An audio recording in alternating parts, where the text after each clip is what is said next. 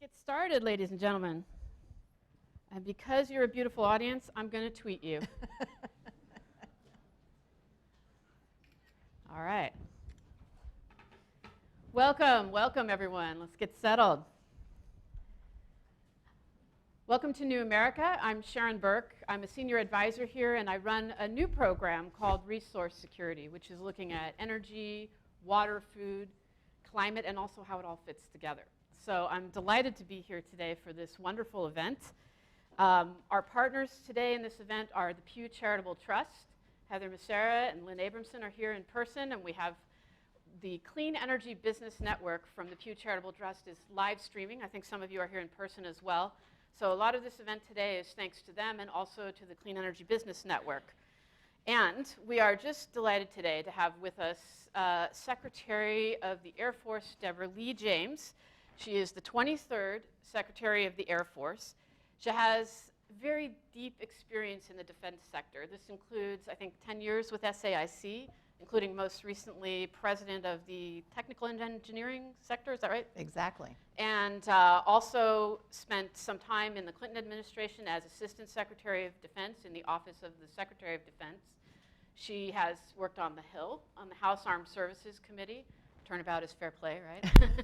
And also, most importantly, she went to Columbia University, SEPA, right? That's right. Which I am also a SEPA grad, which is why I'm going to put the gratuitous plug in. Now, today, she is the CEO of a very large business, 660,000 people and $139 billion budget. And it is really important to think of it that way. That is the United States Air Force, a very large company with worldwide commitments, and she's the boss. So I'm going to talk to you a little bit about what we're going to do today, and then we'll jump right in with the Secretary. We're going to talk for about, I think, 40 minutes or so about the future of the Air Force priorities, the Secretary's priorities, and then her new energy policy and how it all fits together. Then we're going to come to you, and also I have questions that have been submitted through the Clean Energy Business Network that we will pose as well for the next panel. And the next panel will be the top DoD energy leaders who help you actually do business with the Department of Defense. So you can hold those questions too for that panel in particular. So let's get started. All right. So the Air Force's mission is to fly, fight, and win in the air, space, and in cyberspace. And that's not necessarily as simple as it sounds. You know, when you started your career, there was one domain short of where we are now. Cyber wasn't even a domain at that point, and now it is. So the mission is more complicated than it ever has been before. Can you talk to us a little bit about how that mission's changing and what it means to be the leader of an organization that's in a constant state of change? Well, first of all, Sharon, if I could begin just by thanking you, thanking New America, thanking the Pew Charitable Trust, and our partner that is also live streaming today. Really appreciate all of you collaborating to put on this important dialogue. These are important matters that we need to discuss and continue the dialogue even beyond today. So, and really appreciate that you including me. So thank you for that. Everybody in the Pentagon misses you, by the way. They want you to come back. They say that to all the former employees. Now, let me say you are absolutely right. Cyber is our newest domain. In many ways, it is the most complex domain. It's the domain that we're still exploring, that maybe some of us think we fully understand, but I would assert that none of us fully understand. And it is something that can sneak up on you. We depend on software, we depend on our networks, we depend on our weapon systems, all of which depend on software solutions nowadays. And if you're not careful, cyber can hang you up from a defensive standpoint if we're not defending against that. Likewise, cyber can be a force multiplier for us if we can figure out how to go on the offense in certain good ways that can help us from a warfighting perspective should we get into a war. So it can cut both ways. I will tell you that as a practical matter in our Air Force, when I think of cyber, I'll just give you a few factoids and then give you a few challenges. Right now, we probably spend slightly upwards of $4 billion a year in what we call the cyber area. And by the way, cyber is a word that means different things to different people. But let's call it about $4 billion-ish on cyber. We also have tens of thousands of people who are in one way, shape, or form connected with this world. But here is the big however.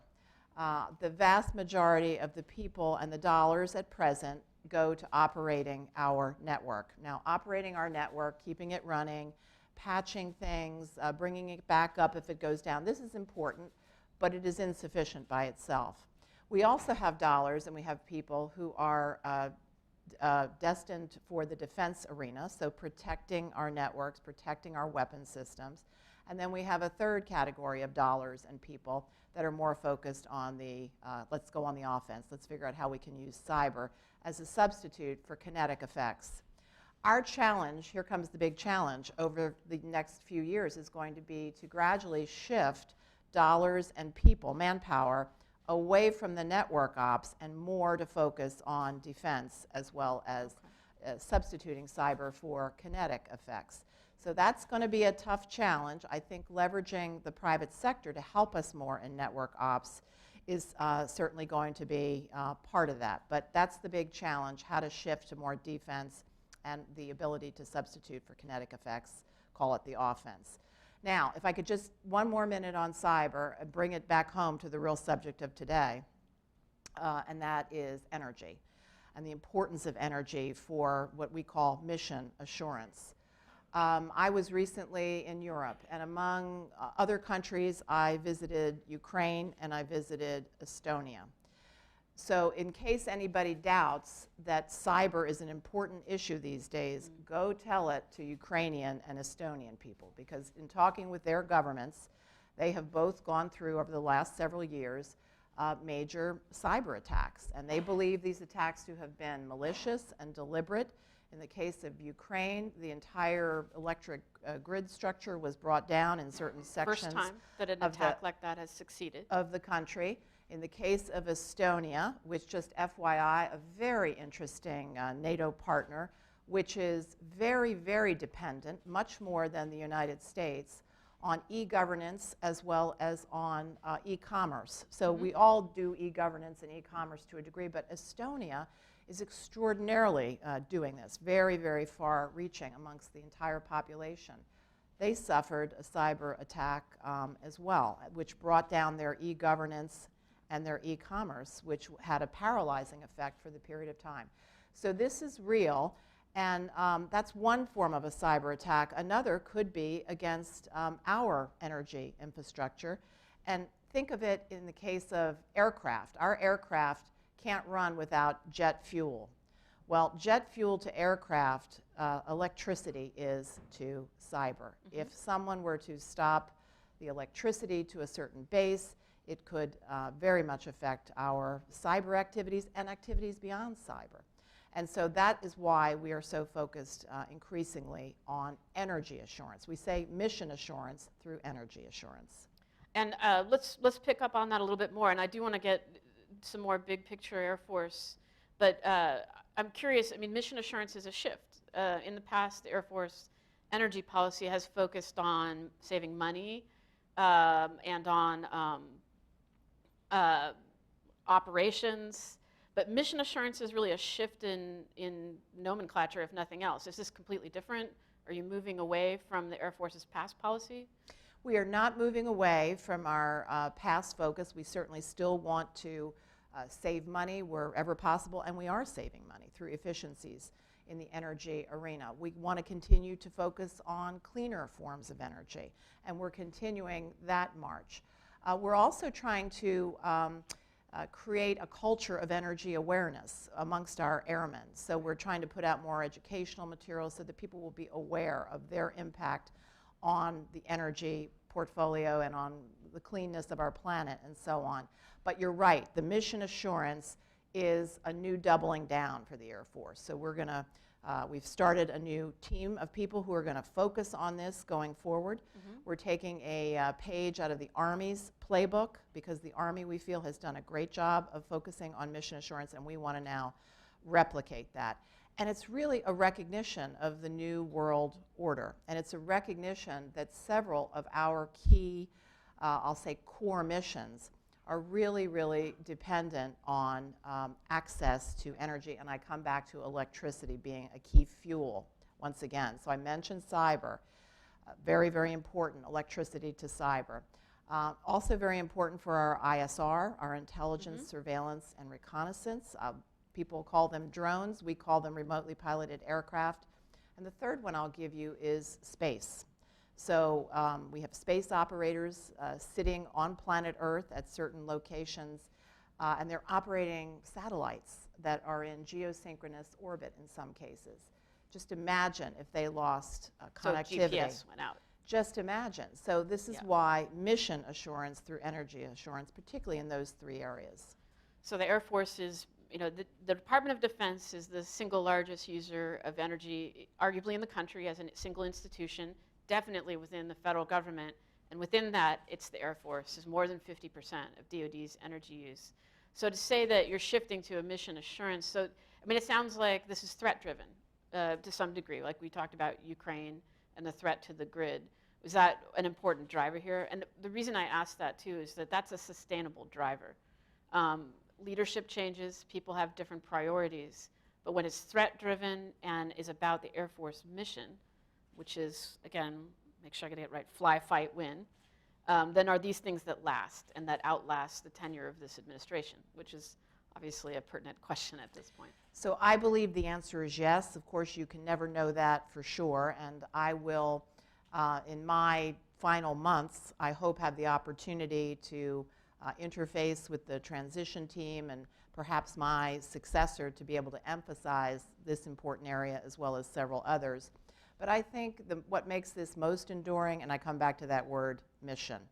Our biggest cheerleaders for this approach, believe it or not, are some of our most senior general officers, some of our 4-stars. Why? Because they recognize the threats around the world have changed. Certain of our core capabilities are very, very much reliant on energy. So we've got to get it right, and we need to make sure that we have that mission assurance.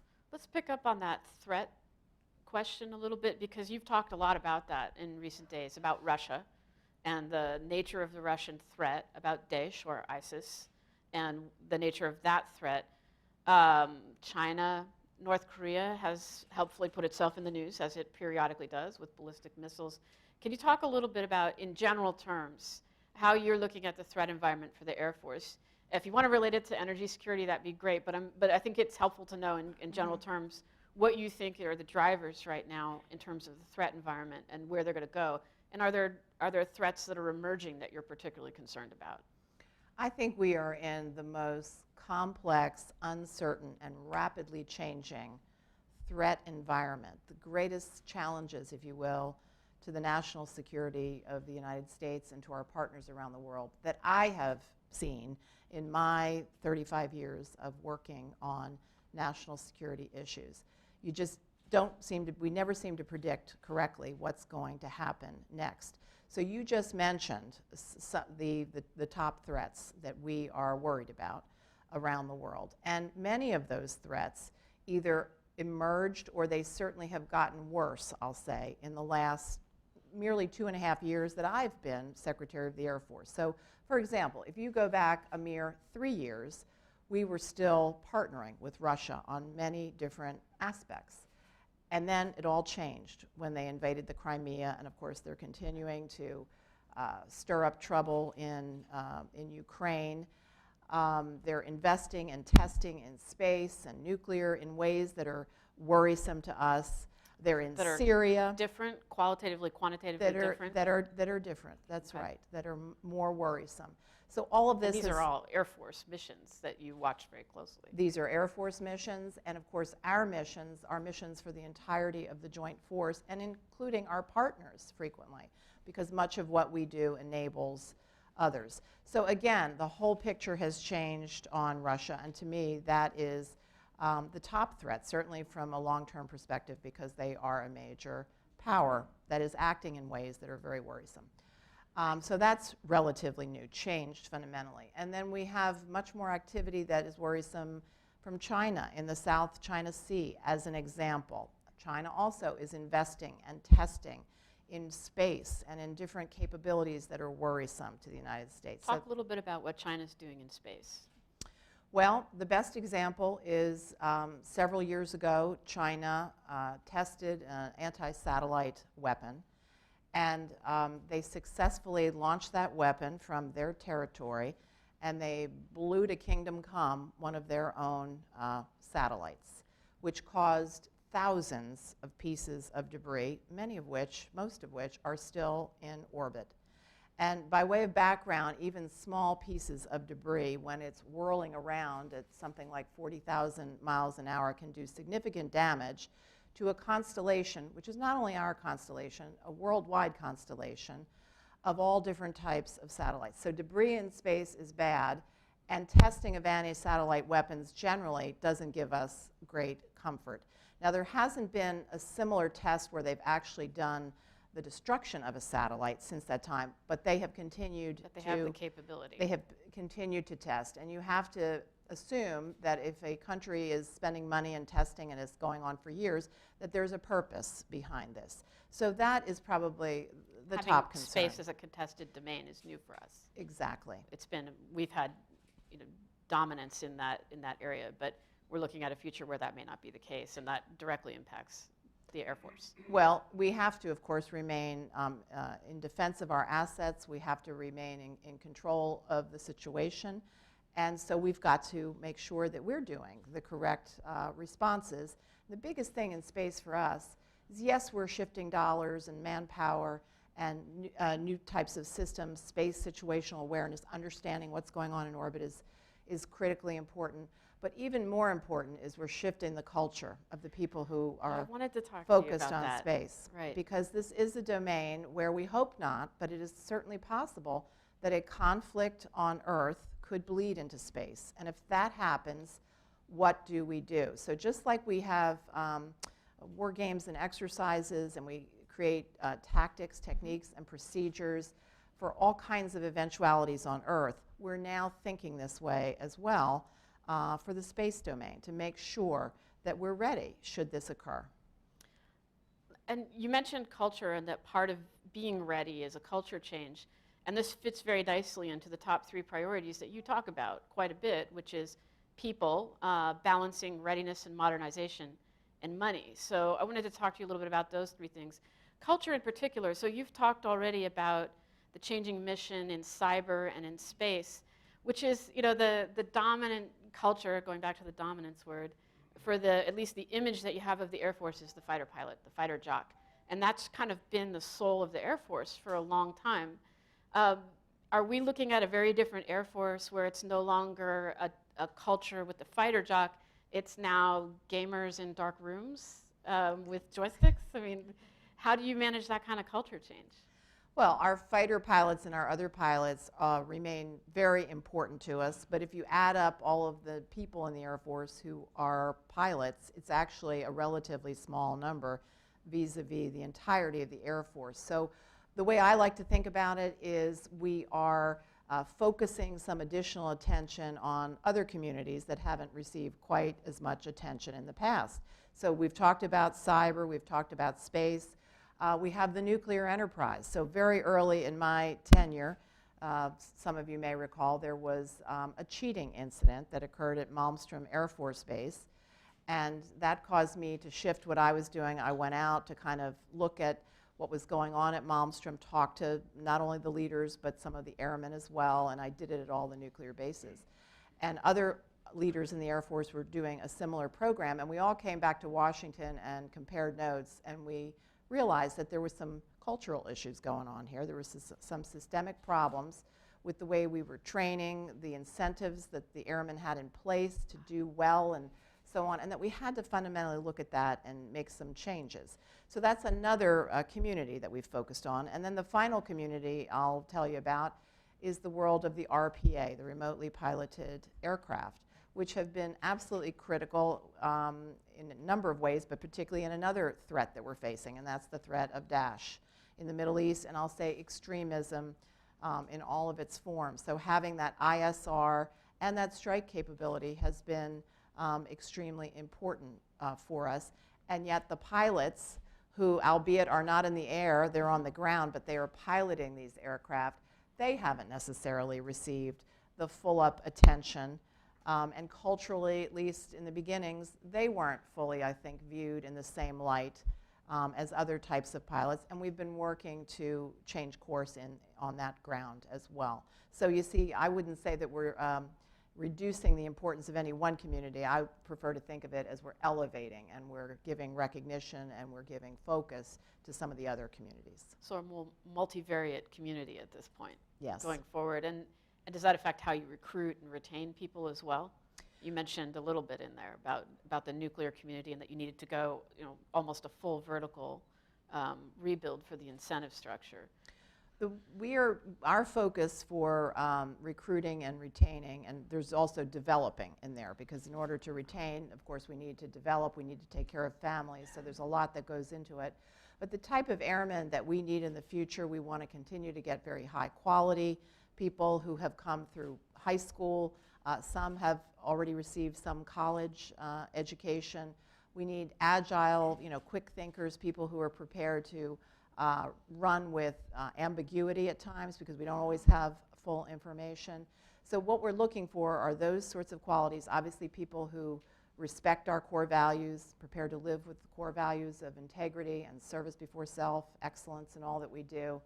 And then, of course, when we get them in the front door, we're prepared to give them a lot of training specifically in the area that they will enter. So whether it's the nuclear enterprise, whether it's the world of the RPAs, they'll get all of that necessary training for us. Obviously, we like people who have a tendency towards science, technology, engineering, and math, but there's openings really for all sorts of people, liberal arts. About being able to compete for those people long term?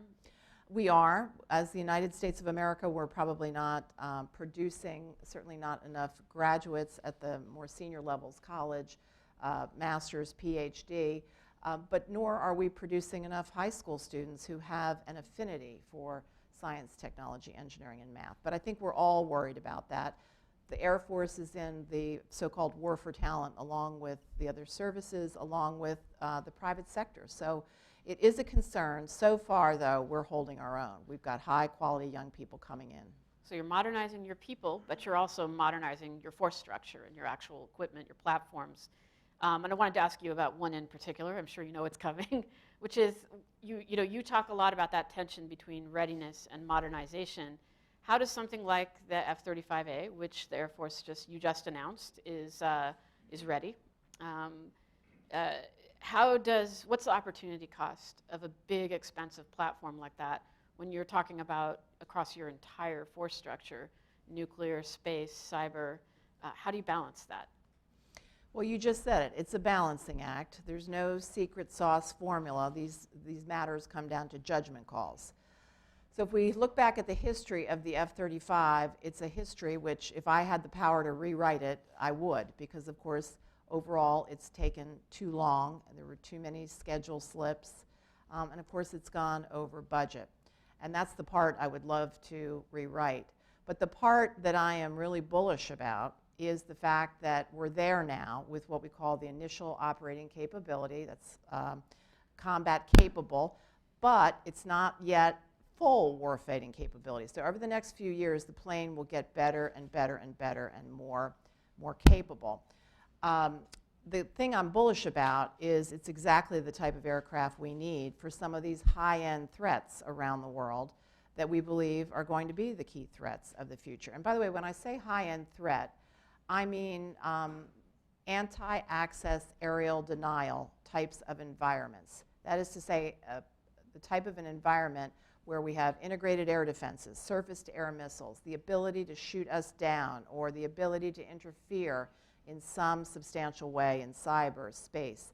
So those are the high-end. From achieving our own aims. Those are the high-end fights. Okay. The fight of the Middle East of today is a much more permissive environment. That is to say, the enemy on the ground does not have the ability to shoot us down. They can't reach as high as we are. They cannot interfere in a substantial way in cyber.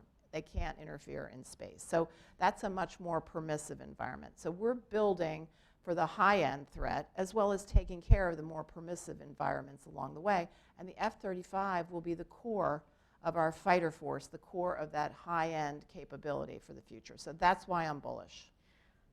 So to put a fine point on it, are we going to have the money for all of this, including, you've laid out a new energy mission, mission assurance, which has a price tag with it, presumably. If you're going to start building up, being robust to threats and risks in the energy space, there's a price tag. And there's a price tag for the F-35, and there's a big price tag for space, and there's a big price tag for nuclear modernization. And we're in an incredibly turbulent budget environment. I believe this is the 8th consecutive year that Congress has not passed a budget on time. Is that right? That sounds about right. Yeah. Are we going to have the money for this? Is this the new normal that we never know what we're going to have and it's never enough in the defense sector? Or is it enough and we just need to be smarter about how we use it? Well, in my 35 years of being an observer on the scene, there has never been enough money to do all of the different tasks that we as military authorities would like to do. So it is always, to a degree, a balancing act, not being able to do everything in year one. Maybe you have to wait a while, et cetera, et cetera. So I think that will be the forever story. There will be never enough to satisfy every combatant commander, what the services feel they need, and this is why it comes down to judgment calls. Now, with that said, the environment that we have here now in Washington is not healthy. The fact that we have a bipartisan budget agreement, which we all literally celebrated because we thought it would reduce the divisiveness, we thought that it would give us some very needed stability, hasn't produced as much of that stability and as much of that denigration of divisiveness as we had hoped, because we're still arguing about way too many things here in Washington. So it's not healthy, and I would like to think we could get over the hump and get back to the way I remember it when I was a much younger person starting out in my career, where if there were disagreements, you sat down and you compromised, and it was much more civil. And above all else, we needed to get the bills passed, and we needed to get it done on time. You're right, that hasn't happened in recent years. It's very unsettling for the people who have to plan and execute. Can you imagine if you were a private business, if you didn't know how much budget you would have to be able to accomplish your goals, and you didn't know when you would know, and yet you had to come forth with a proposal anyway, and you had to do it not only for the next year but a 5-year plan. It just, first of all, we have to do things 3 different ways. It's hugely inefficient. So I never miss an opportunity to call upon Congress, please get those bills done. Please get them done on time. If you can't quite get it done by October 1st, get it done within a couple months after that, but don't let it go into a long-term continuing resolution. And for heaven's sakes, lift sequestration, which remains the law of the land. It will come back to us in FY18 if they don't affirmatively act to lift it. I suspect we'll go down to the wire on that. I wish that weren't the case because, again, going down to the wire plays havoc on the people who are charged with planning and executing. I think, so I have a bunch of questions from the Clean Energy Business Network, and most of them I think are better directed at the panel, but I think I can extract a couple of themes that it would be great to ask you. And one is, even relating what you just said about sequestration, a lot of businesses find it hard to do business with the Department of Defense, with the Air Force. Can you talk a little bit about that and about what sequestration might mean for businesses, why they should care? Because I've gotten that question too, especially out on the West Coast once, was talking to a bunch of energy businesses, and they saw no reason why they should care about sequestration. But I mean, it's about what's going to be available to pay people at the end of the day. So can you talk a little bit about the business climate and the Department of Defense and the Air Force and how you work with the private sector? So let me take the second part of the question first. Why should businesses care? Well, if you are a business who is doing business with the government, you should care quite a lot. Speaking as someone who was in a company prior to being Secretary of the Air Force, who was doing business with the government, it played huge havoc on our business as well. We didn't, once again, there were very few mechanisms to be able to project exactly how sequestration would be implemented. At the time, we heard it was going to be an across-the-board decrement to every single program, but then there were going to be protections for military personnel, and maybe for this area, maybe for that area over here. So it was as difficult for us to plan. And we were telling our employees with 30 or 60 or 90 days advance notice, depending on what states they lived in, because there's state law that governs, that there was the possibility of layoffs. There was the possibility of furloughs for our private sector employees. So it wreaked havoc on our people, and it wreaked havoc on our business planning. So that's why businesses should care, first and foremost. I have often, first part of the question, I've often heard it said that for companies who don't typically do business with us, we're a difficult customer to work with and to understand, and I totally get that. The big companies, the Lockheeds, the Boeings, the ones that know us well, that have worked with us, they have whole departments that track what we do and have cost accounting systems that can do business with us, et cetera, and small businesses or new businesses, of course, that have never done business don't have those things. So although this was not directed specifically at the energy sector, let me tell you about something that was more directed at IT and cyber, high-tech sector, high-tech in that regard, that could be of interest as well to the energy sector. So we fairly recently, through a series of initiatives we call Bending the Cost Curve, introduced a new contract vehicle approach, which is more understandable, less pages of legalese to get in government speak to work through. And if we like the offering, we can get you under contract within weeks rather than months. It's called OSA is the acronym for this contracting vehicle. As a matter of fact, I see Dr. Cameron Gorgonpour right here in the front row, who sort of was the one who came up with this approach. And the OSA, which stands for Open Systems Acquisition. And perhaps we could look at doing something like this for the energy sector if it doesn't apply as it currently stands. But the whole idea was, let's see if we can speed it up and get some new companies to do business with us so we can get access to some of those innovations. That's great. And I want to give the audience a chance now to ask some questions. So if you'll hold up your hand, we have microphones. Please wait for the mic because we have a big audience online and we want to make sure that they hear your question. Okay, we'll have this gentleman in the front. And while we're waiting for his question, I'm going to sneak in one last zinger, which is it is significant to have a service secretary committing to an issue like energy security. Is there going to be money for this in the Air Force budget for mission assurance in energy? Well, we're going to have to make sure that there's some money there. And of course, like with any new approach, you perhaps start on the smaller side and then you scale from there.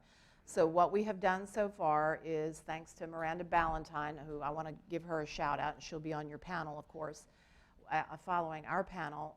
Miranda is our Assistant Secretary of the Air Force for Installations, Energy, and the Environment. And this was her brainchild. How do we advance the ball in the Air Force to focus more on this critical aspect of resilience and mission assurance? And so we, again, took a page out of the playbook of the Army. We felt they were doing a pretty good job, and we wanted to learn from them. And so we've set up a team, and we're going to take it from there to focus on this. Okay, and we'll look forward to hearing more about that. If you would please identify yourself, who you're with, and if you give a treatise, I may look nice, but I'm not, and I will cut you off. So please, in the form of a question.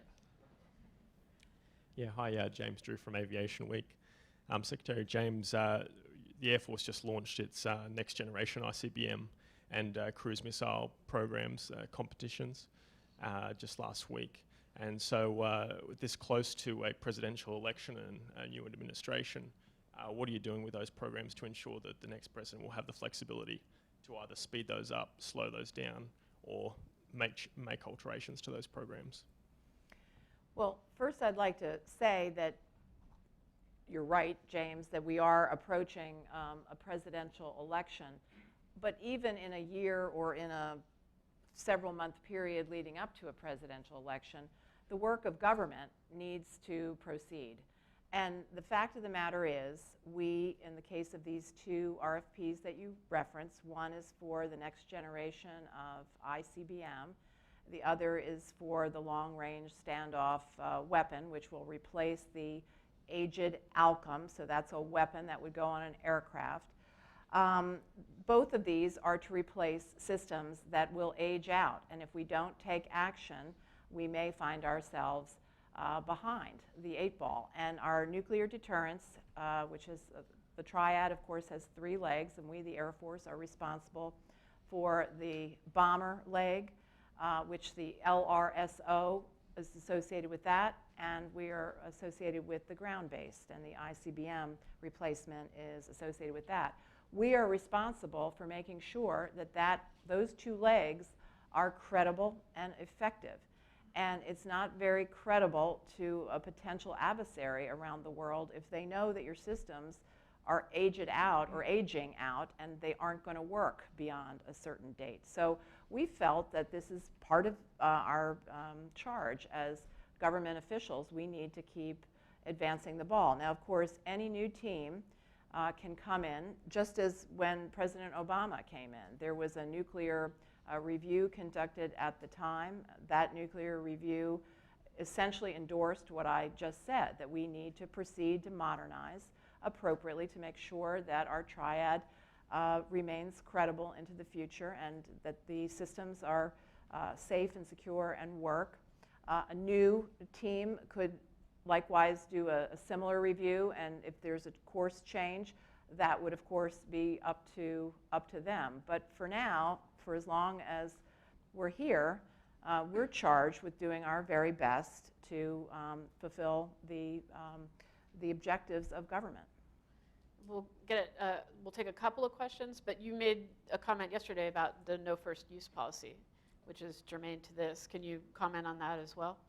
Well, that question had to do with the person asking the question had heard that there was some discussion in the White House about different nuclear matters and what about the no first use policy. What I said was I would be concerned about such a policy. It's above my pay grade. Time will tell what happens with that. But having a certain degree of ambiguity is not necessarily a bad thing. You certainly want to communicate certain things to your allies and to your potential adversaries around the world, but you don't necessarily want to show all your cards all the time. And so that would be my question. Now, I'm personally not in those discussions, but that would be your advice. But my thought there is a certain degree of ambiguity could actually be helpful. Okay. Questions, please. Let's take a couple, if we could, right there. Go ahead. Ken Meyercord, World Docs. Last December, Russia introduced a resolution in the UN General Assembly to ban the first placement of weapons in space. The vote was 129 in favor to 3 opposed, the 3 being Ukraine, Georgia, and us. Not even Israel voted with us this time. Are we planning to be the first to place weapons in space? We don't have weapons in space, and we were, my understanding, we voted against that resolution because we were not convinced that it met several key criteria that we consider to be, and when I say we, I mean the U.S. government at large. So certainly DOD had some thoughts on that, but there were other parts of government that also checked in. I would say a key position for the Department of Defense is we want to see any sort of an agreement of this nature have the property which first of all says no debris or at least minimize debris. I gave you the example of the Chinese ASAT created thousands of pieces of debris. So we think any kind of an agreement or treaty or accord ought to have front and center this question about debris. So you could have a weapon on planet Earth that's going to create debris, and just simply saying something about a weapon in space wouldn't have covered that. So that's an example. We just didn't feel that that UN resolution had enough of the criteria that gave us comfort. The other one was, no matter what, we reserve the right to always defend ourselves on Earth, defend ourselves in space, and that particular resolution didn't contain those words. So for those reasons, we were against it. Okay. Thank you. Leandra Bernstein with Sputnik International News. Another question about the nuclear enterprise. With the B-61 modernization, the Russian Foreign Ministry yesterday raised some concerns that I'm assuming related to the possible lower yield of the modernized B-61-12, that it could lower the threshold for using those weapons. So I'd like to know how you address those concerns, specifically with the range of yields and the fact that those are going to be, I believe, primarily deployed, the U.S. weapons that are deployed in Europe. There is no effort afoot to lower the threshold for using nuclear weapons. Nuclear weapons use is about the worst thing that I can think of. So the B-61 program is like these other programs I described. It is designed to replace something in the inventory which will not in the future be credible and will not work. So it is simply designed to make sure that we maintain our ability to use that sort of an approach, God forbid, should it ever become necessary, and it would go on a variety of aircraft. It would be able to be used on a variety of aircraft. Any other questions? If right here, this gentleman.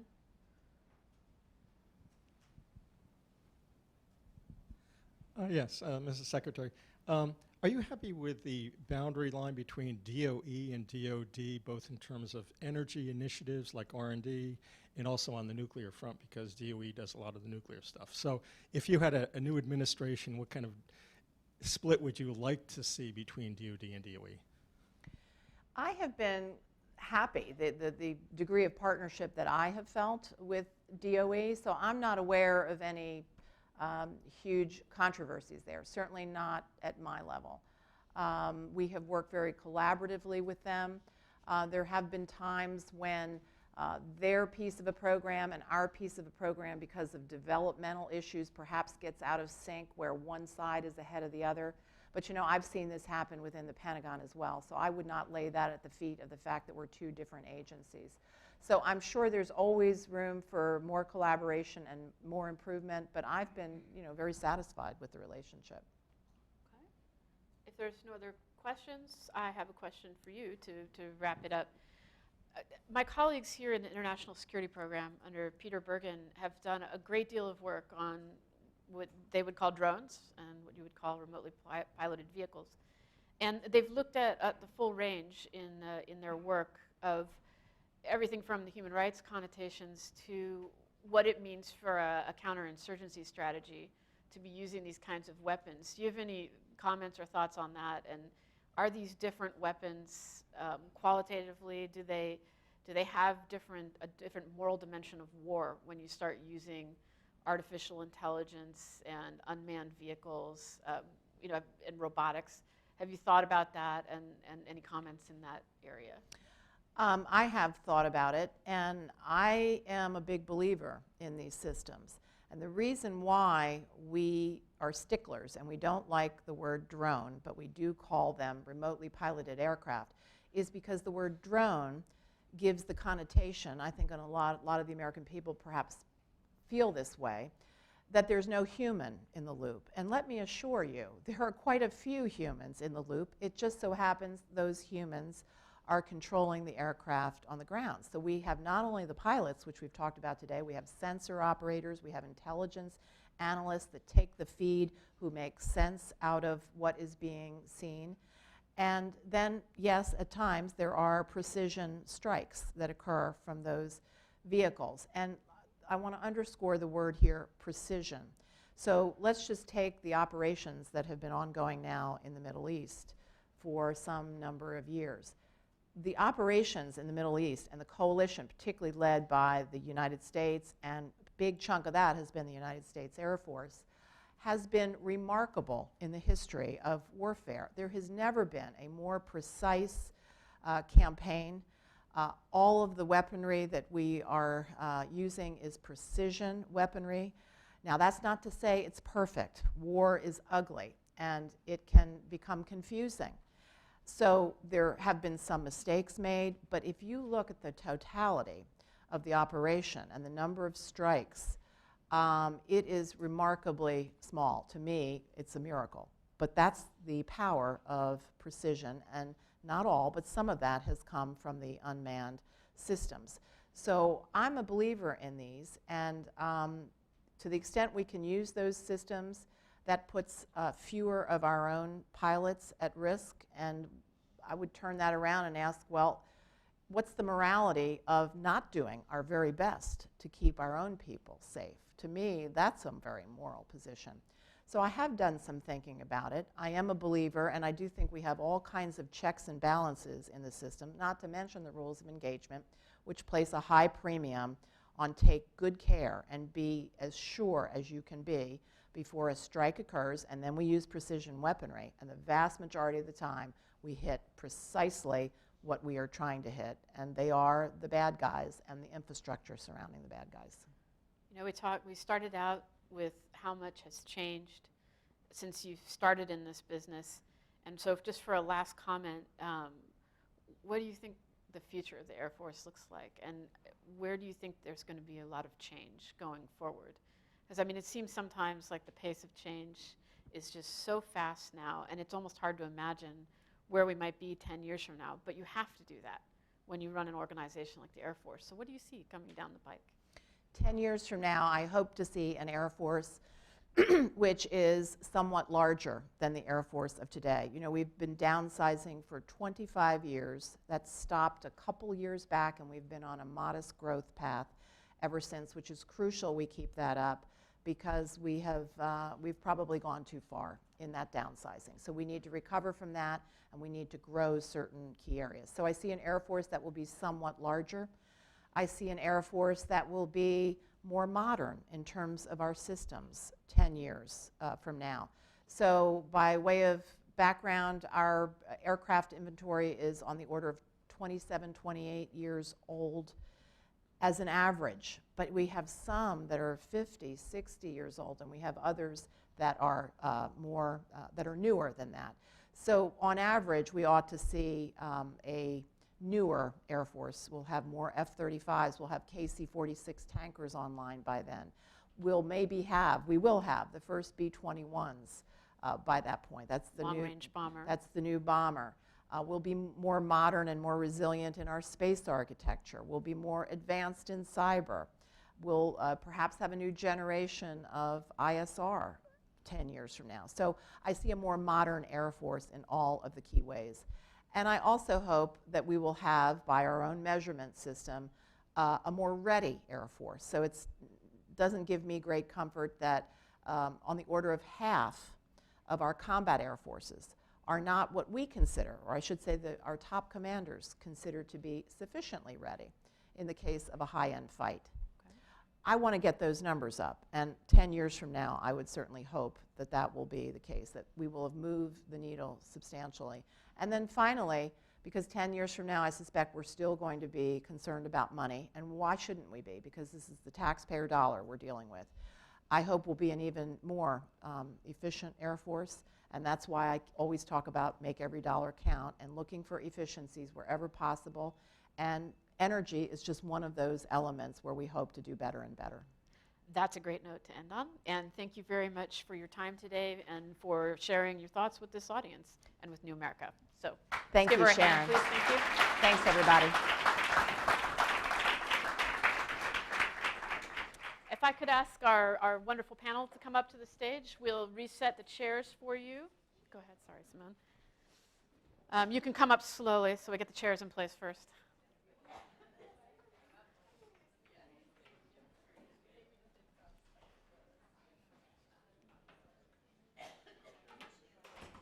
Oh, okay. Yeah, I don't know my left from my right. Yeah. All right, please. Mike, will you sit right there? Miranda? Great. Hi, Larry. It's nice to meet you. I almost catapulted off the stage there. Come on up, John. Have a seat. All right, let's get started. Okay. Round two. Here we go. So I'm going to introduce our panel, and then we'll give them all a chance to speak. And as I said, I do have some advanced questions for all of you. from the Clean Energy Business Network, which I'll give you a chance to talk, and then we'll come back and start posing the questions. First, immediately to my left here is the Honorable Miranda Ballantyne, and for those of you who don't know what honorable means, it means Senate confirmation, which is just a ball of fun, I can tell you. So she is the Assistant Secretary of the Air Force for Installations, Environment, and Energy, which I'm going to tell you what that means. It means she has oversight, formulation, review, and execution of plans, policies, programs, and budgets for installations, energy, environment, safety, and occupational health. It's a very important role for all the services, and she is the one who's in charge of the vision for that. And we're lucky to have Terry Yonkers here, who has played this role in the past. So thank you for joining us as well. And I hear Bill Anderson is here, but I have my reading glasses on, so I can't see that far, who has also played this part in the past. So it's an important leadership role for the Air Force, for all the services, and Miranda will tell us a little bit more about why. Now, she has a lot of background in the private sector, which I think is we're very fortunate that the Department of Defense is able to attract leaders like that. She was the Chief Sustainability Officer, Director of Sustainability for Walmart, which is probably one of the few organizations that scales the way DoD does. And we're fortunate to have her here. I'm going to turn to her in just a minute first to give an overview, talk a little bit more about what this energy policy, this mission assurance policy really means. Next, we have Mike McGee, who's the Executive Director of the U.S. Army Office of Energy Initiatives, and I have to read it because the title changed since I've been in the Department of Defense, which is responsible for large-scale renewable energy projects, bringing energy security to Army installations, and specifically for leveraging private sector financing. That is the purpose of that office. Now, to you folks in the Air Force, he should look very familiar because he was the Deputy Assistant Secretary of the Air Force for Energy. So he is a happy face for this group. He's an engineer, I believe, is your background, and also has active duty time with the Air Force. Next to him is John Kleim. John is the Deputy Director of the U.S. Navy Renewable Energy Program Office, or REPO as it's known. He's the REPO man. He is a recently retired captain with the United States Navy and a CB, so also an engineer. And I had the great pleasure of working with John when I was in office and know that he's a wonderful person and does a great job. And his role in the Navy is very similar to Mike's in the Army, and I think he's going to tell us all about, you met your 1 gigawatt clean energy goal, right? So we'll look forward to hearing about that from you. And then last, for a little change of pace, we have a special guest. This is Larry Richardson. He is the CEO of Re-Energy Holdings, which is a company you founded in 2008, Yes. correct? He has a long history in the field of energy and clean energy. His company operates in 5 states, has about 300 employees or so. Yeah. And most importantly, one of the reasons, well, not most importantly, but for us today, most importantly, one of the reasons we wanted him to come is that in October 2014, he entered into a major contract with the Army at Fort Drum. And so he can give us a view from the other side of what it's like to be a company doing business with the Pentagon, what works, and how it's going, really. It's a biomass energy project. So we're delighted that you could join us today. So what I would like to ask all of you is to talk about what you're doing in your offices and how companies can do business with you. But Miranda, get us started with sort of the high altitude view, so to speak, appropriate Air Force metaphor. What this new energy policy is and what it means and why you did it. And, you know, I did get your boss committing to money there, I hope. So Well, in fairness, she already had. I figured. So It that wasn't is, just me, right? no, but it certainly reinforced it. Always good to have it on public record. Happy to oblige. So thank you, first of all, for hosting this panel and for the wonderful opportunity to have Secretary James tell a little bit about where the Air Force is. So since you all just got an hour's worth of background on the Air Force mission, what we do, where we are, what we're worried about, I'm not going to go into that in much detail. But what I will do is pull the thread a little bit on the elements related to energy assurance that the Secretary began to touch on. So the new direction that we'll be taking that's focused on mission assurance through energy assurance, as the Secretary said, does not leave behind our prior focus on cost-effective power and cleaner sources of power. it really seeks to bring those three worlds together. So if you imagine in the consulting world the Venn diagram, if you have three circles, we have always worked on energy resiliency on our bases. We've just taken a fairly, what I call 19th century approach to it, which is basically buy a bunch of diesel gensets with taxpayer dollars, milk on in our language, and slap them onto buildings for a short outage, generally due to weather events. So we've always done that circle, energy resiliency. It's been good enough, And it's been, for the most part. good Right. enough. Although we do have some examples of lost mission opportunities, and I can talk can about think of a those. few. You can probably think of a few. So the second circle in this Venn diagram is cost-effective power. We've always worked with PUCs and utilities to try to get the most cost-effective power we can. We've worked on energy efficiency for a very long period of time. At various times, we've had energy focus funds. There was a very long period of time where we were investing $250 million, so $250 million a year of our own money in energy efficiency. In this budget environment, it's hard to do that. So we're now using ESPCs a lot more, as all And of that the is federal agencies, energy energy service performance contracts. So we've always worked on that cost-effective piece. Cleaner sources of power is a little bit newer, but certainly the last 5 or 10 years, we've been focused on cleaner sources of power. So large renewable, we have 300 renewable energy projects across 100 different installations, all different types of renewable energy projects. But each of those three circles were not necessarily done in concert with one another. So I'll just give you an example. We have a 14 megawatt solar array at Davis-Monthan Air Force Base. It's inside the fence line. It's a big solar array. During peak sunlight, it can power 100% of Davis-Monthan Air Force Base. Instead of paying 8 cents a kilowatt hour, we're paying 4.5 cents a kilowatt hour. It's cleaner, it's cheaper, great. Grid goes down, solar array goes down. No resiliency built in. So what we're trying to do is bring those three circles together, and that kind of project in the future, we might ask ourselves, instead of paying 4.5 cents a kilowatt hour, should we pay 5.5 cents a kilowatt hour? I'm making the numbers up, so don't hold me to them, you developers out there. Should we pay 5.5 cents a kilowatt hour and build in the switches to allow ourselves to sever from the grid and keep those electrons pumping if there's a grid outage? Should we pay 6.5 or 7.5 cents, or even meet grid power and pay 8 cents a kilowatt hour and get the switches and battery storage and controllers and smart inverters and begin the elements of creating a microgrid, which gives us that next step of resiliency? So we're just bringing these three circles together and going for the sweet spot in the middle. It'd be better if I could draw it for you on a whiteboard, but I think you can imagine in your mind what that looks like. So that's really the direction of mission assurance through energy assurance.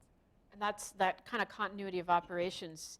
The Air Force has always talked about that you fight from your bases. Yeah. So what does that mean? I mean, the Secretary talked about, space operations and cyber. What does it mean to fight from your bases?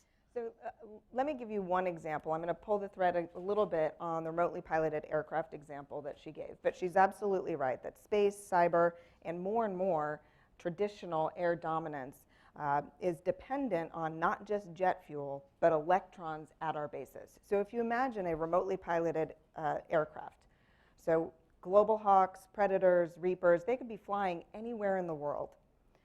They have pilots, much to even though a lot of folks don't think they have pilots, they have pilots. What we've done is taken the cockpit out of the air and put it on the ground, generally several continents away from where the airplane is flying, right? Actually, there's two sets of pilots. There's often a set of pilots closer to the aircraft to launch it, and a separate set of pilots many continents away to fly the thing. And in between, those aircraft are dependent on intelligence officers, they're dependent on satellite systems. All those nodes, again, I could draw you a picture, all those nodes are dependent on electrons on the ground. So if there's a disruption of electrons on the ground at any point along that, in my old job at Walmart, we'd call it a supply chain. In my new job, we call it a kill chain. So if there's a disruption of electrons anywhere along that kill chain, we can lose the connection between the pilot and the aircraft and lose the opportunity to conduct the mission. And the same goes for space, and the same goes for cyberspace. And increasingly, the same goes for traditional F-16s, F-22s, F-15s, and F-35s. They need that horizontal continuity of mission as Absolutely. well as, right? Absolutely. That is it's an interesting shift to a mission focused, but I see what you're saying too, is that it's not a major break. It's just sort of gathering together and putting a drive behind what the Air Force has always done in this space. I would say that for many people, it feels like a major break. So I have had people literally say to me, well, ma'am, we don't pay for energy assurance. I say, well, yes, we do. We're buying diesel generators. We're buying diesel. We're paying to maintain them. We're paying to replace the diesel when it gets old. So we need to bring these realms together. And I will tell you, the Secretary sort of slipped in her talks that the biggest advocates for this program are our top military leaders.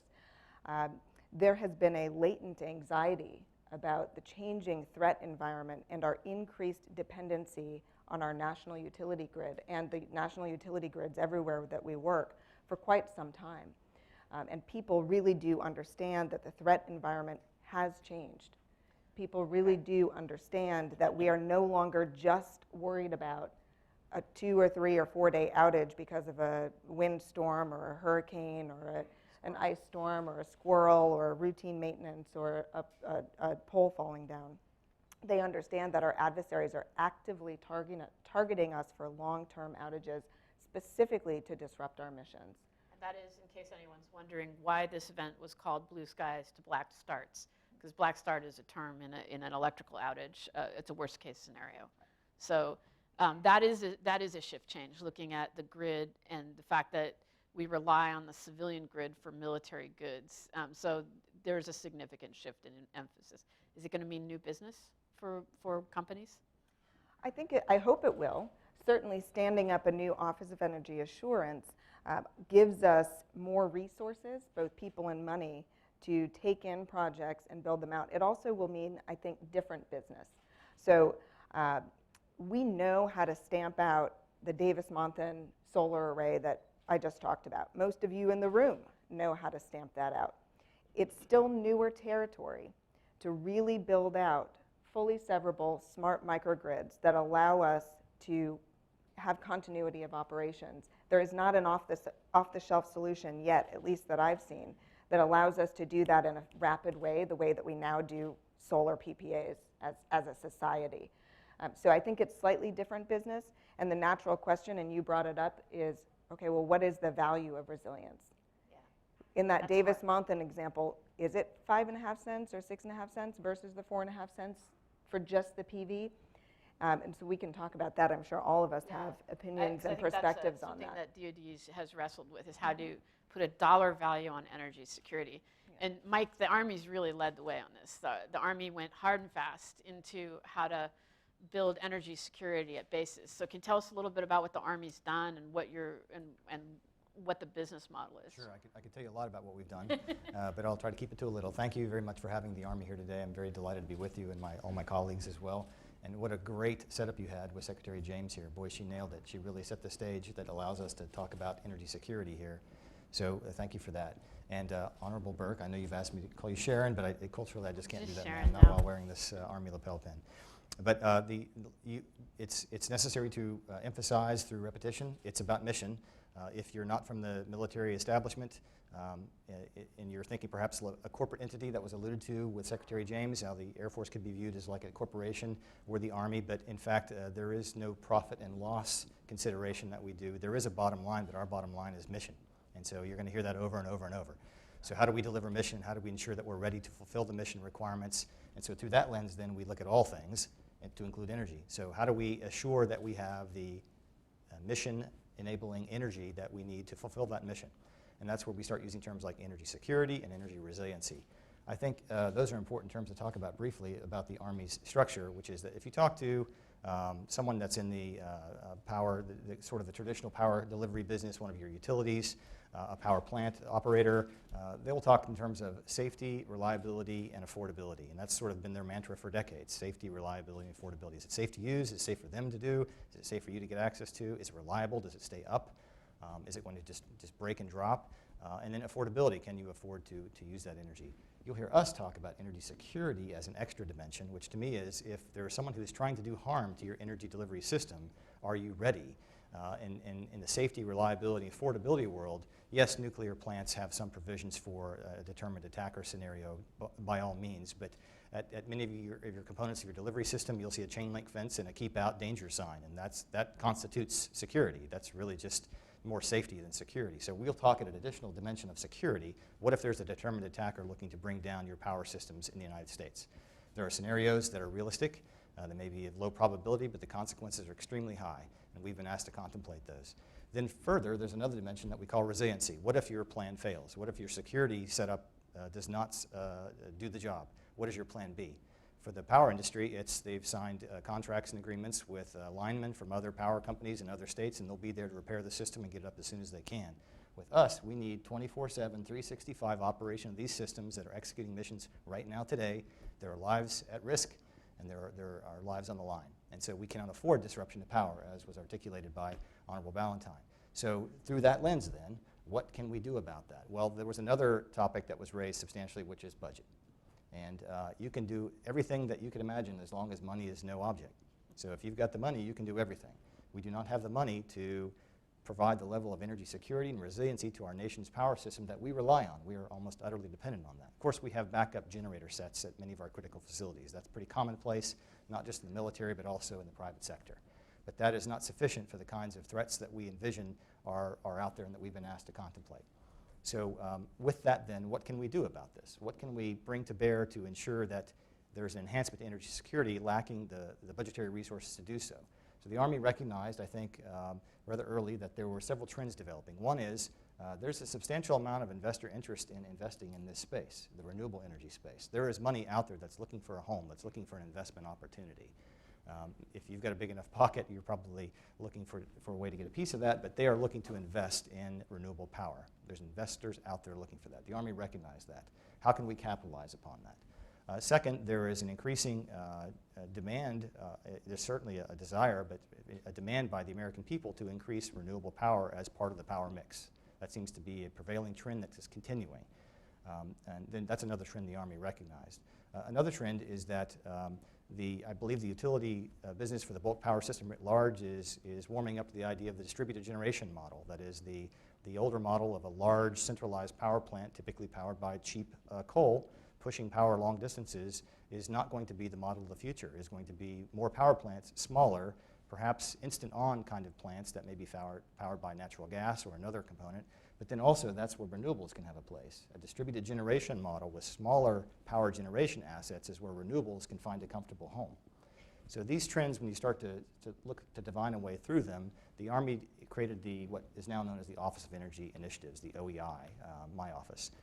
The OEI was set up to try to divine a way through these various trends and align them to intersect at a place that brings benefit to the Army. Why would the Army care? First, the Army is interested in energy security, as I mentioned. If we can get that power generating asset closer to my base, that's of interest to me as an Army person because I have less uncertainty between me and the power generating asset. If the power generating asset is 60 miles away, a lot can happen between me and 60 miles. If I can get the power generating asset just a few hundred yards on my base behind my physical security perimeter, that has value to me. I like that. I may not be able to take power directly from that plant, but that's feeding the grid that I rely on, and it's much closer to me, and I'm more certain about its safety and its security. So I like that. I like having the generating asset close to me. That's one benefit to the Army. Second, it may be possible with certain configurations to turn that power inward in the event of a contingency. That is, if the grid does go down, that asset might be configurable where we can put switches and other devices in place where we can turn that power inward and drive our whole base or parts of our base. We have a couple of projects where we have that exact scenario in place. We've been able to put renewable power plants on our bases, two cases, where if the grid goes down, the power can be converted into power to drive the base. One of these is already up in operation. The other one is about to go into construction. The leases are being signed and agreements are being signed as we speak. So that has interest to the Army. So the real trick is figuring out the economics. And frankly, this is where the difficult work begins. There's financing behind these projects, and the Army was not conversant in this type of world. We did not understand how this worked. So we've brought on board technical experts, people with a financial background, people from the power development industry, and we've been able to understand what industry is after because frankly, it's what they want that's going to make this project successful, not what you want if you want them to pay for it. So we talk about opportunity development, not about project development. So project development is more of the conventional thinking of the government, where I have a requirement, I'm going to program for money for it, I'm going to get a budget to receive, and I'm going to let a contract to buy something, and I'm going to buy something. And that's the way we typically have operated in many of our requirements. In this case, we're not bringing any money to the table. We're asking others to bring their money to the table. So we're trying to create investment opportunities that attract investor interest. How can we de-risk these opportunities that make them more compelling and more interesting to investors? Again, capital is looking to flow toward investment opportunities. We want them to view us as one of the attractive investment opportunities. They're not doing this out of charity. They're not doing this out of necessarily national security interests. They're happy to participate, but there's a bottom line, in the real sense of a bottom line, to these investors. How can we make this an attractive investment opportunity? So the OEI was established to de-risk project opportunities, for investor money to flow, to bring renewable energy assets on or near Army installations in a manner that increases energy security to some posturable degree for the Army. But then another dimension is there could be an economic benefit. In many parts of the country, the price is dictated basically by regulation. I cannot pay any more or any less for power. It is what it is. It's required by regulation. I cannot achieve an economic benefit in terms of the price of power. But in some places, I can. And in some cases, there's an economic proposition at our bases where renewable power projects can be built in a manner that is less expensive than the conventional power we would buy off base. There can be an economic advantage. We might take advantage of that. And third and finally, another benefit to the Army is we have renewable energy mandates and goals that have been given to us, that have been committed to by the Army and the other services to the President, but also have been given to us by the law, by an act of Congress. We are desirous to find new renewable energy generating assets and buy power from those generating assets to achieve these goals and mandates. But that's the third value proposition. First is energy security, second is the economic benefit potential, and third is the renewable energy goals and mandates that we have. So our office is in Crystal City, Virginia, www.oei.army.mil. If you want to engage, we're happy to talk with you. Go there first or come see me afterward. We've got investment opportunities for you.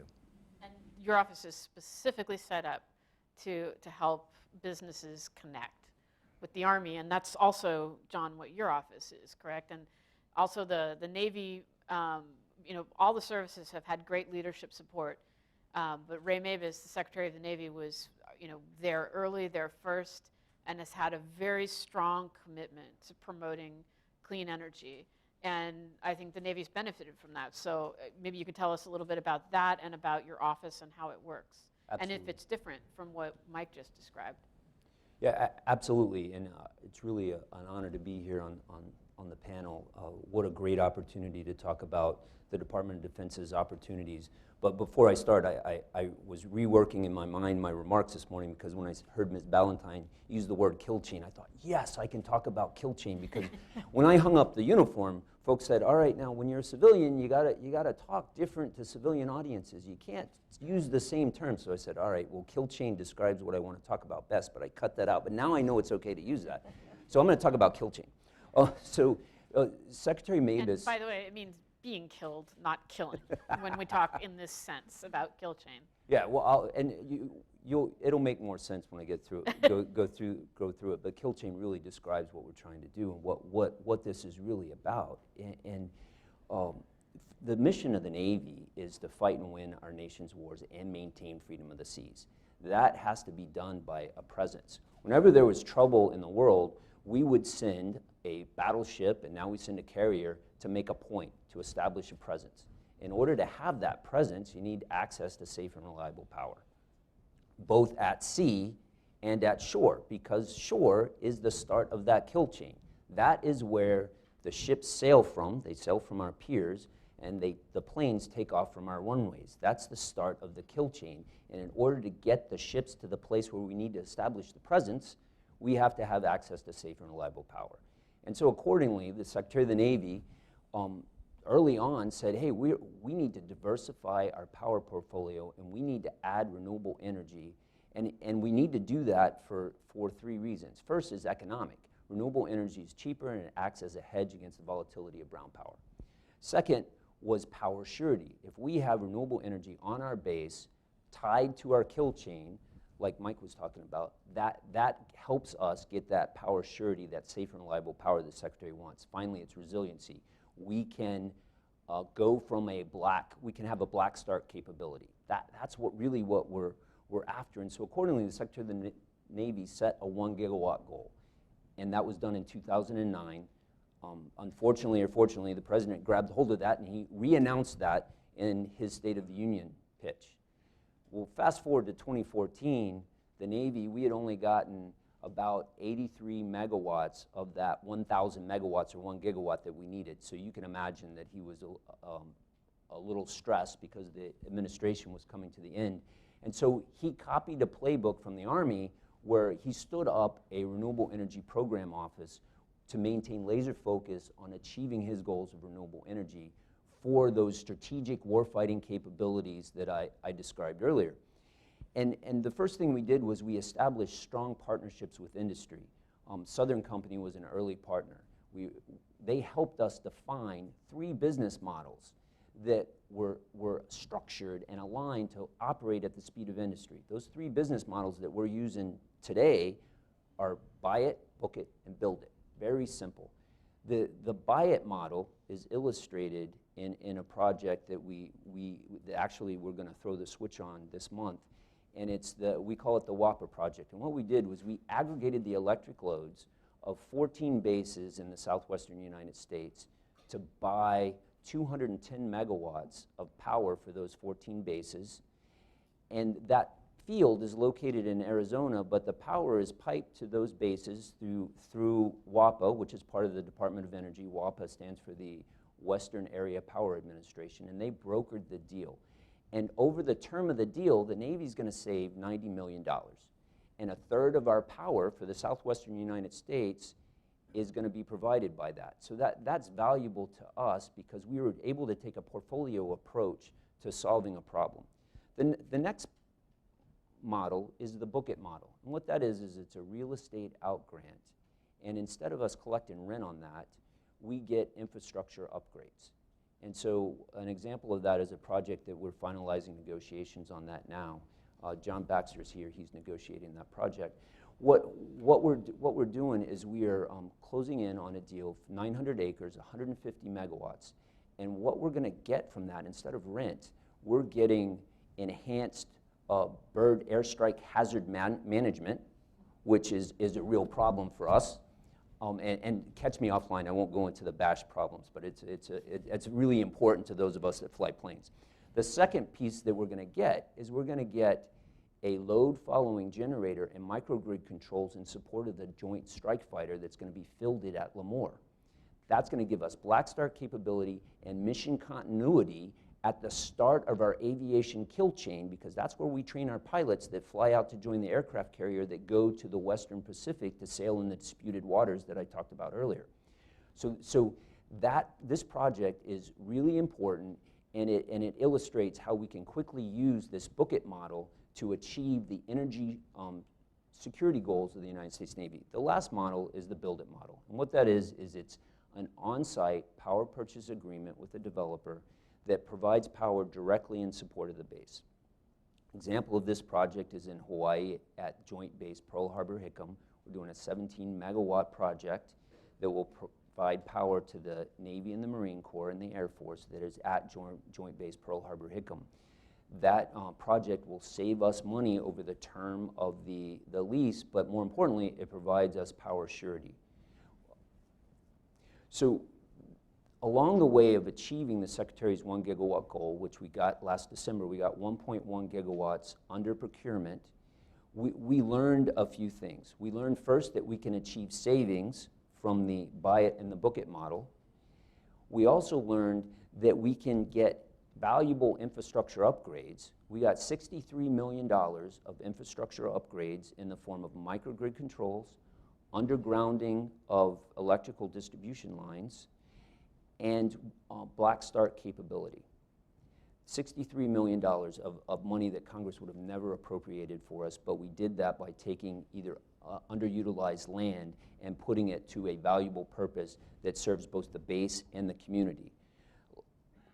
One thing why this is important to us is in 2015 we had 47 outages of 8 hours or more across the Navy. It's pretty significant and a direct impact to our mission and that kill chain that we talked about earlier. So these projects directly impact that.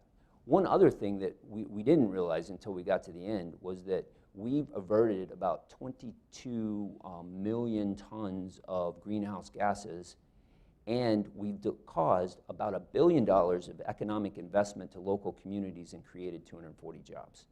So when we hit the goal, we expected to go back to our day job, and we were all going to go back, but the Secretary of the Navy said, no, that $63 million of infrastructure upgrades that you got that I didn't have to go to Congress for, and we got that through our real estate authority, I want you guys to keep doing that. I want you guys to get us more on-site generation for that black start capability. And so our new mission is to focus on resiliency, like Mr. McGee was talking about, and that's important because the American Society of Civil Engineers said that our nation needs $10 billion in upgrades to our electrical infrastructure. The Navy is no different. Our electrical infrastructure is not in the best condition. We need major upgrades, and we don't have the budget to do that. So the only way we're going to get there is partnering with industry, like my colleague from the Army said, and through third-party finance projects where they finance it, they operate and maintain it. So we're looking to do projects like we did at Marine Corps Air Station Yuma, where we put in a 25-megawatt diesel peaker plant that allowed us to get rid of 41 diesel generators because that peaker plant was directly wired to our critical facilities. Those 41 diesel generators, and I see some guys in uniform in the audience, what I remember from my days in uniform is what I can count on about the diesel generators when I most need it, it won't work. Why won't it work? It's because my favorite is we forgot to put fuel in it. My second thing is we didn't maintain it, and so it seized up because we didn't change the oil or whatever. And the last thing is it was not connected properly so that it would convert over. The uninterrupted power supply wouldn't work. So we're looking to do more projects like that, like we did at Yuma, where we've got on-site generation for black start capability that we can get rid of diesel generators and all that whole environmental load, that environmental permitting process that goes with that, and having industry operate and maintain that for us. So we're going to have, this fall, we're going to have a lot of offerings. Right now we have an RFI on the street for a geothermal plant in Corpus Christi, Texas. That RFI closes on 16 August. And an RFI is I'm sorry, is a request for information. That is in FedBizOps right now. So if you are interested in geothermal energy, Corpus Christi is the place to go, and please respond to our RFI. We'll be having an industry day in the fall. We're going to have we're going to take a portfolio approach to 3 bases in southwestern United States. RFI will be out in the fall at Camp Pendleton, San Diego, and Coronado. Now we're going to have an RFI and an industry day, and this one's really popular with industry, on the island of Kauai at Barking Sands Missile Range. I know all y'all will be there for it. That one is going to be on-site utility scale storage with PV arrays. So be looking at FedBizOps because we're going to have a lot of opportunities coming out. So I look forward to your questions. Thanks for the time. Thank you. And so, Larry, I got to tell you, I have here a bunch of questions that our friends at the Pew Charitable Trust have collated for us from the Clean Energy Business Network. And for those of you who are listening, if you want to pose other questions, you can do it at the Twitter hashtag, which is EnergyDOD. But the essence of these questions is exactly why we're so pleased you could be here today, which is, if I had to sum them all up, it would be, it's really hard to do business with DOD. Tell me how. Can you talk to us about your experience and what you did and how it's working for you? Certainly. Well, to answer the last question first, it is working very well for us at the end of a rather long process that really began in 2011. We saw an opportunity to acquire what at that point was a shuttered coal-fired plant, not operating for financial reasons, that was located inside the fence at Fort Drum in upstate New York, which is the home of the 10th Mountain Division of the U.S. Army. Very busy part of the Army. It is a very busy part of the Army. I think the most deployed division in the Army. And, but we saw an opportunity here in that situation where that facility, albeit located inside the fence, had never provided electricity to the Army. And the plant was about 25 years old, but we saw an opportunity strategically to do 2 things. One was to convert that plant from coal to use sustainably harvested biomass as its primary fuel, to turn it from a coal plant to a carbon neutral renewable energy facility. But as importantly, we saw an opportunity with this plant to provide 100% of the energy needs of Fort Drum. The plant itself is 60 megawatts in size, the largest in our fleet. And the annual average demand of Fort Drum is about 22 megawatts, peaking in the summer at about 28 megawatts. So we saw an opportunity to provide 100% of Fort Drum's needs, but also generate and sell the balance into the wholesale grid. Now, we have a lot of flexibility in New York State because it is a state where the utility sector has been restructured, where independent power generation is certainly flourishing, and the renewable energy sector also is supported significantly by state policy. So through what ended up being a 3-year process, procurement process, from the Army's issuance of a RFI in August of 11, as you alluded to earlier, Sharon, we finally executed an agreement in October of 2014. 3 years.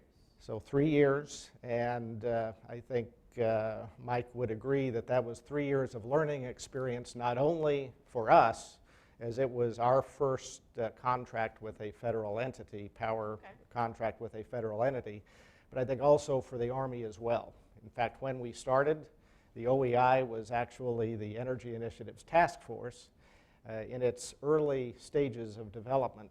So the process matured, the OEI matured, and we certainly came up the learning curve pretty quickly.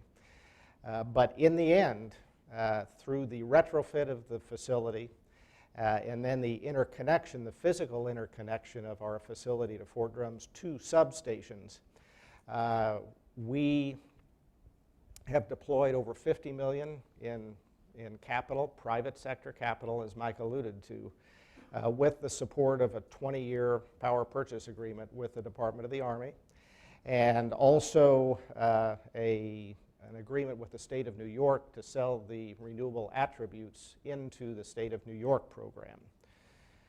Now, we are a renewable energy source, but probably most importantly, as has been highlighted in the panel discussion thus far, we provide resilient and secure energy to Fort Drum as well. As I mentioned earlier, we have created a microgrid at Fort Drum. Now, Fort Drum's a large installation, I think well over 10,000 acres in size. The cantonment area, much smaller than that. But for redundancy purposes, Fort Drum already had 2 substations linking to 2 transmission feeds from the T&D utility there. But what we have done is really physically connected our facility behind the meter, and the default position of the switches in that whole complex network is us feeding energy into those 2 substations. And we have backup power feeds from the utility. But the fuel that we store on site, which is primarily residues from the forests surrounding Fort Drum from commercial logging operations, that those residues are chipped up, brought to us as fuel. We, on any given day, have 4 to 6 weeks of fuel on our site that will allow us to continue to feed energy and support the mission of the 10th Mountain Division for 4 to 6 weeks, even if the transmission grid goes down around the facility, if the roadway networks went down around the facility by a natural or man-made disaster. And we also have black start capability. So we are, I think, a great example of the Army's initiatives here to provide not only renewable energy to support the mission, but also secure and resilient energy. And I will say, without equivocation, through the negotiating process over that 3-year period, a key mantra that we heard many times and ultimately arrived at was a pricing structure that was equal to or less than what the installation was paying at that time to buy brown power off of the grid, and in the future as well, based on the projections that the Army was making. So affordable, secure, reliable, and renewable energy. So those are great tips for anybody that's watching, is that, first of all, these are customers like any other customer on some level, in that they want a good price for their electricity. But are also customers not like any other, in that you've got to bring something else to the table. Like, what does it do for my mission? Which I think the Air Force has really driven a refocusing on mission assurance. And so I think that's important for the listening audience. And now I'm going to go to some of the specific questions from the Clean Energy Business Network. I mean, really, they were mostly asking in a variety of ways about doing business and about policy changes underway that will help streamline the opportunities, about the level of bureaucracy, reporting requirements, these things that kind of can sink it down. So Larry, do you think if you have any tips for those things, specifically for businesses listening? There were some specific questions that if our colleagues can answer, that'd be great. One was, do businesses who want to work with DoD also need to go through the GSA scheduling process? Should clean energy technology providers and installers generally look to work with the local utility that serves a military base, or with DoD directly? Maybe all of those. Let's start with those, and then there's some other, including a very specific one for you, Miranda.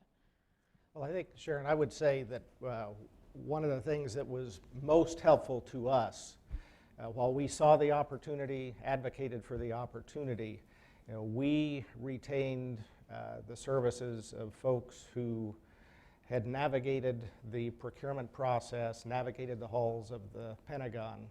And without that expert guidance, I think we definitely would have been lost and may not have ever gotten to the goal line. Because, as an example, one of the things that we discovered, unlike other typical commercial negotiations for a power purchase agreement, we did not have one counterparty across the table from us. We had a half dozen counterparties from within the Department of the Army, the Corps of Engineers on the real estate side of the transaction, the Installation Management Command, the Army Secretariat, the Office of Secretary of Defense. And had we not had that kind of expert guidance, we would never have gotten to the goal line. I think we probably would have quit in frustration, frankly.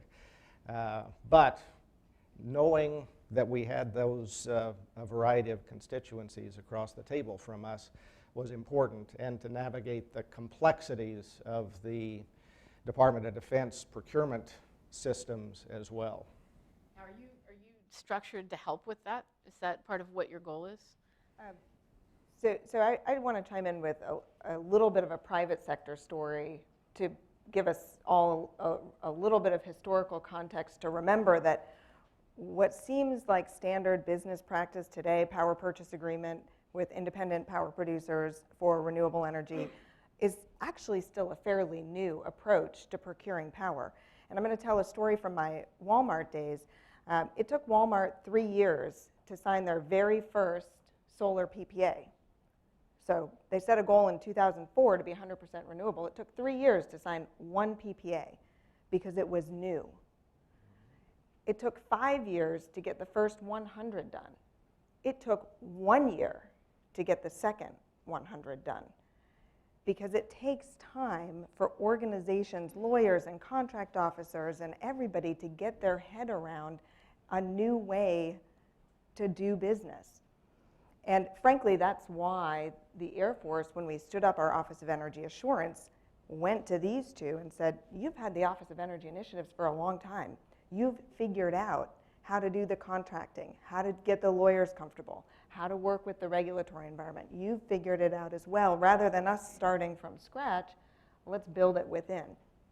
So we're also now talking about a new model. What what we just talked about at Fort Drum, that is a new model. That is not a standard PPA for an on-site solar project. That includes resiliency, switches, feeds into, it's a more complex project.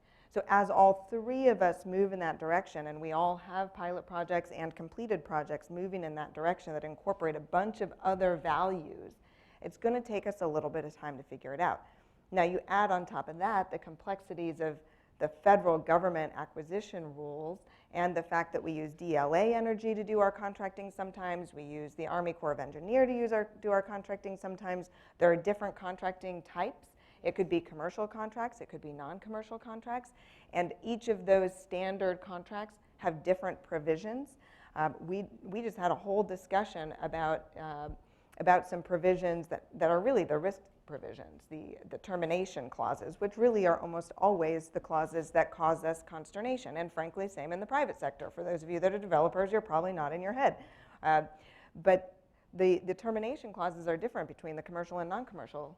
And we use both contracting tools for renewable energy projects depending on which contracting agency is doing them. So those things can get a little bit confusing. But these three organizations, which are working very closely together, in fact, OEA is sitting with OEI in the same, literally in the same office space. Just a vowel apart. That's correct, just a vowel apart. But we're also working very closely with REPO in particular to understand the utility scale offsite approach to doing business, which doesn't give us as much of the resiliency side, but does give us the cost-effective and cleaner side of the three pieces of the equation. But as we figure these things out, we're going to churn them much faster. And these folks already are churning them much faster. So I'll say that from the macro level, these guys can talk about the details of how you do contracting. Please do, yeah. And I think as you do give some concrete examples or advice, one of the things I think was also a consistent question we got, if you're a small business and you can't afford a consultant, does this mean that you shouldn't even look at DoD? You're shaking your head. No, and so what we're doing, and I know all three of us are working that, is to make it easier for industry to work with us. And so what we've done is we've aligned the acquisition, the attorneys, and the real estate people under our leadership in the repo office so that there's only one person that they're negotiating with, even if it's DLA, and we're working through that.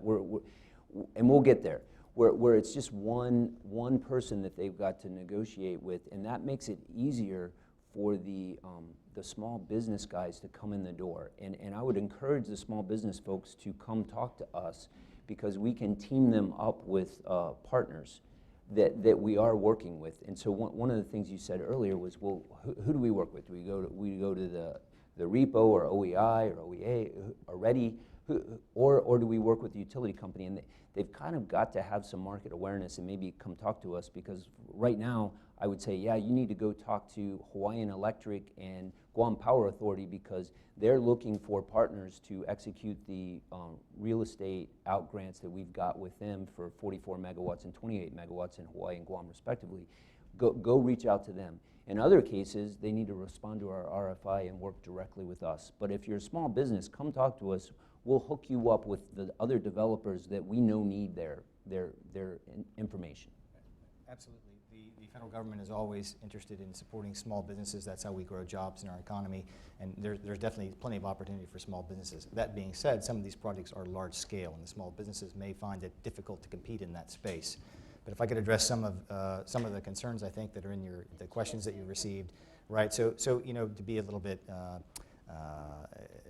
expressive here, there's a view that in the federal agencies that you are not specifically authorized to do anything that you have not been specifically authorized to do, which means that if you haven't been, then you aren't. And there's almost no example where someone is broadly authorized to do whatever they think makes the most sense. So you can't So there are specific ask for authorities forgiveness that have later, been in granted other by words? Congress to the departments, and we exploit those authorities to the benefit of the Army, but we have to remain within the boundaries of the guardrails of those authorities. And so I think that's what some of the parties on the other side see as a frustration, that he has the authority for that, she has the authority for this, nobody seems to have the authority And for by what I authorities, want. you mean the legal What the law boundaries, would allow for. right? That's right. In And fact, so something as anybody obvious. who's not sure what that means, we're talking about Congress, right? Something as obvious as, are you authorized to purchase power? We have to have an authority to do that. it may be a given to people that, well, of course you can buy power. Well, actually, you can't unless you have an authority to go buy power. And so we have specific authorities that grant us the authority to buy power by law. So those may not be obvious to some of the industry participants. It's why the government can be difficult. As a taxpayer, I view it as it's a way to avoid the consolidation of use of power. They divvy up the power amongst the many. So I kind of that's the way I live with it anyway. So the idea of where do you go for contracts and where might you find these opportunities? One thing to remember is many of these could be something like a zero-cost contract. That is, as I mentioned, in regulated states where we are not able to pay any more or less for power that's different from the price that's already dictated, we're already buying power via another contract vehicle, which won't come into play in a new renewable energy project because we can't buy power any different than we already do. What we can do, however, is cause the creation of a renewable energy project via something that looks like a contract.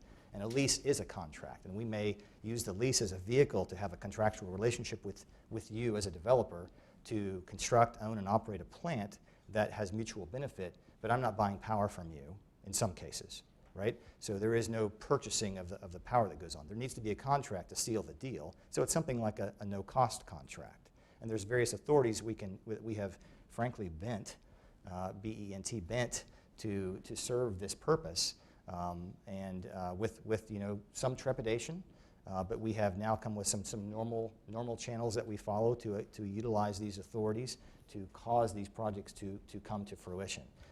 Sometimes we use contract vehicles from the Mission and Installation Contracting Command out of San Antonio, an Army entity. Sometimes we use GSA and their contract vehicles, the General Services Administration. Sometimes we use the U.S. Army Corps of Engineers, particularly out of the Huntsville Energy Center in Alabama. Am I missing one? DLA, sorry, DLA Energy, thank you, and their contract capability as well, because their different contracts have been set up using these different authorities in different manners that serve our interests. So there are multiple places, there's not just one, there's not just a GSA schedule, there's the room for the small businesses to participate, and frankly, there's always need to be creative in how we go about this. And I just want to, we're not going to have a whole lot of time for audience questions, but I'm going to ask Lynn Abramson from the Pew Charitable Trust. We've been getting questions from the Clean Energy Business Network all throughout the event. So did you have any new questions to throw up there? So before we return to some of the general issues about how to contract with the DoD, we do have a couple of specific questions. We've talked quite a bit about purchasing energy, but certainly energy efficiency upgrades, water efficiency upgrades. These are some of our businesses are working in those fields as well. And so we have one question asking if you can explain your service branch's requirements for certifying green buildings. I understand there's been a little bit of a movement away from exclusively using LEED rating systems. So if you could talk a little bit about how you do that and what is the role of LEED in that certification? We are, I think we're going with we're not going with the gold-plated. I think there's a silver LEED is kind of our baseline that we're going for, and we're looking for sustainable building practices.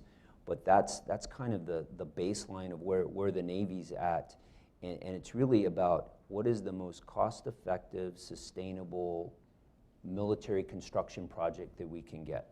We are working to build into the projects some microgrid controls, and I know that Camp Pendleton has done that with their fractal grid, and if you're interested in that, I can talk to you later about that. So we're experimenting with that, but it's all got to be part of the requirement. And so Congress has kind of laid down the law with us, and you might can talk more about that, but we're really focused on not gold plating it to hit the bare minimum requirement with the least amount of cost and maximize the efficiency. So that's kind of where our service is at. We have official policy on that, and frankly, I'm not proficient or current. It's not in my job jar, but I'd be happy to follow up on that question. But frankly, there is something, as John mentioned, there's a certain sort of maximal standard rather than a minimal standard for LEED that we're not looking to gold plate these facilities to have pride of ownership necessarily. There's a business case basis to the LEED certification type of status that we want to achieve for our facilities, but I'd like to follow up with the official Army policy for that. And I think there's an OSD policy that's out on the street that they could Google to pull that. I seem to remember there was something that was issued. Yeah, so I would say that the Air Force policy right now for new facilities is to be LEED certifiable We are looking at and actually using some other certification systems that certify the greenness or the sustainability-ness to the federal government standards, which in some cases actually are higher than LEED levels. But I want to caveat that by saying that that's for new buildings. The Air Force has somewhere between 40 and 60,000 existing buildings that are going to be around for a very, very long time. So if we really want to get at energy efficiency, and frankly from the perspective of resiliency and energy security, whatever phrase you want to use, a kilowatt hour we don't use is one we don't have to buy and one we don't have to replace if there's a disruption. So energy efficiency is absolutely critical to all three of the circles that I was talking about before: cost effective, cleaner, and more resilient. We have got to get after our existing buildings. And there is a combination of ways we can do that. We can invest our own money, which we have done historically and are doing today at lower levels because we don't have the money today for the reasons Secretary James talked about before. And we can also use third-party dollars through the energy service performance contracts or utility UESCs, which are essentially the same thing, but the utilities provide them. So certification, good, well. To be totally frank, it's not my top priority. I'm much more focused on our existing buildings and then getting our specifications for new buildings right so that we're incorporating the best and latest and greatest, and we're not just letting inertia have us build the same old things that we've always built. And I think we really, really need to get over the idea that a more efficient building needs to cost more at the beginning and will pay back over some period of time. A lot of these technologies are passive technologies. They're easy, they're affordable, and don't need to add incremental value. And I would say that, again, sort of juxtaposing where I came from, Walmart is well known for being a low-cost company, to coming to the federal government, where I think a lot of people in particular see DOD as deep pockets. And they see, oh, federal government has given you all these regulations. That means you're going to have to pay more to get a building that looks like that. Maybe. But I think we all need to be pushing ourselves and industry to get a high-efficient building for at or below the same first cost. Yes, we need to look at life cycle cost. Yes, we need to be willing to invest more if it makes sense, if it pays back in short periods of time, but we've got to be pushing ourselves to make it cost the same amount at first cost. That's all I'll say. So we're just about out of time. I'm going to pose a last question for all of you, and then I'm going to put out a little commercial for the audience, so you'll have a second to think about it, which is, why should people care? First of all, are these things going to persist beyond this administration? We're at the end of an administration. There could be a radically different one coming in or not. Are these lasting values? Does the uniformed military support them? And also, is there a broader market impact? And, Larry, are there jobs at stake here where, what value did you create? So I'll give you a second to think about that. And I'm just going to say that we're going to work with Pew Charitable Trusts to gather some of this information with links where you can go to get more information and to get help if you're a business. So we will post that on our website, and I believe we will also on the Clean Energy Business Network website. So we're going to work together to make sure that all of this that you've heard today and that we discussed in a prior conversation with Cameron and others is available to you in a page that you can just click on and get to the right places. So Larry, let's start with you. Well, I certainly believe that the program, in the case of the Fort Drum project, has created value in a lot of ways, primarily supporting the mission of the 10th Mountain Division, and I think that is indisputable and undeniable. But the project has also created value locally as well. We support over 150 jobs, from the loggers out in the forest to the folks that we employ at our facility and all of the suppliers that support the facility. The project has had great support from local, state, and federal level elected officials because of the win-win-win situation that was created. Okay. Is that going to be typical? We're right at the time, so is this going to last? I mean, you two are career. So I was political, you are political, but your career. Is this going to last? Yes, it's going to last because we bring value to the uniformed service in the form of enhancing their mission. And I've got skippers that are reaching out to me every day wanting me to do a project on their base. One of them found out I was in Oahu and sent a plane to pick me up to go out to Kauai to work on a project. So that is key because we enhance the mission. You agree with that? I think that's very well said, John. I think that, in my opinion, this is going to survive. I think also you have to remember that we're relying upon the bulk power system outside the gate. That's where the change is happening. It's not that we're driving it. That's where the change is happening. Miranda, last word? So is it lasting? Yes. He's got skippers calling him. I have 4 stars calling me. Do projects on my basis. It's going to last. Second, why should people care? The enemy's at the gate. I'm a very impatient person, as my team and my former team will tell you, by nature. And the enemy is at the gate, and there are 2 of them. One, the threat against our utility power grid has increased dramatically in the last 5 years. You all should care about that as citizens. We care about it as your military. We have a short period of time to get after solving this problem. And second, the changing climate is another enemy at the gate. We have a short period of time to solve that. So we've got to have a sense of urgency about solving these problems. So it's really win, win, win, win. You 4 got wins. it. Well, thank you. 4 wins for 4 panelists. That's a good record. Thank you all very much for joining us today. Let's thank our panelists.